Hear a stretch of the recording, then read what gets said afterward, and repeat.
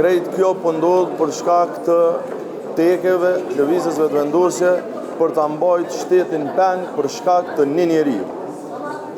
Është absolutisht e pakuptueshme që edhe herën e 7 vim këtu me mandatin qytetar për t'i dhënë vendit institucionet e reja që burojnë nga verdikti i qytetarëve në zgjedhjet e nënshkurtit, por insistimi arbitrar i vetëvendosjes për Albulena Haxhiun po e pamundson që të lëvizim nga ky pozicion. Demokracia është verdikti i shumicës. Nëse këta nuk e kanë shumicën parlamentare, s'mund ta imponojnë vullnetin e tyre me zor. Andaj edhe sot, ftesa ime është e njëjtë siç ka qenë ditën e parë.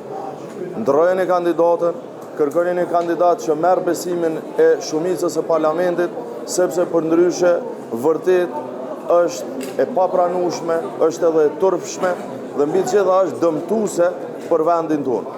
Qytetarët presin prej neve që ne t'i kryjmë detyrat cilat na kanë ngarkuar si deputet, që të punojmë për temat që ju interesojnë atyre, për interesin e vendit tonë. Dhe jo të vim këtu çdo 2 ditë të dëgjojmë të njëjtën fjali nga përfaqësues të vetëvendosjes, dojmë me bë me zor Albulena Haxhiun kryetare të kuvendit. Nuk ka lënë Albulena Haxhiu, i kanë edhe 47 opsione tjera. Prap besoj që rruga e vetme drejt zhbllokimit është që ata të tërhiqen nga ky mentalitet bllokues dhe të vinë me propozime tjera. Faleminderit nëse ka ndonjë pyetje. Janë propozime tjera sipas jush. E kam thonë secilën konferencë, nuk më takon mu me o propozu kandidat, sepse propozimin duhet me bo lëvizja vetëvendosje.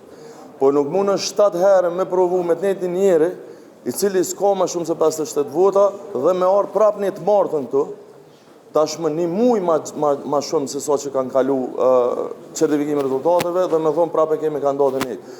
Nuk mbat shteti peng për një njeri. Kush do të qoftë ajo se ajo? Ne po e shohim qartë, ata numra s'kanë. Blokada këtu më shumë se sa për Albulena Haxhiun është për Albin Kurtin, sepse Albin Kurti s'po mundet me u bë kryeministër. Dhe duke të mos dashur me u blloku te emri i tij, normal që e sakrifikon Albulena Haxhiun. Po duke e bë këtë sakrificë, në thojza, ajo duke e sakrifiku krejt shtetin edhe qytetarët e Kosovës, të cilët na kalon të gjithëve bashkë pa institucione legjitime. Edhe një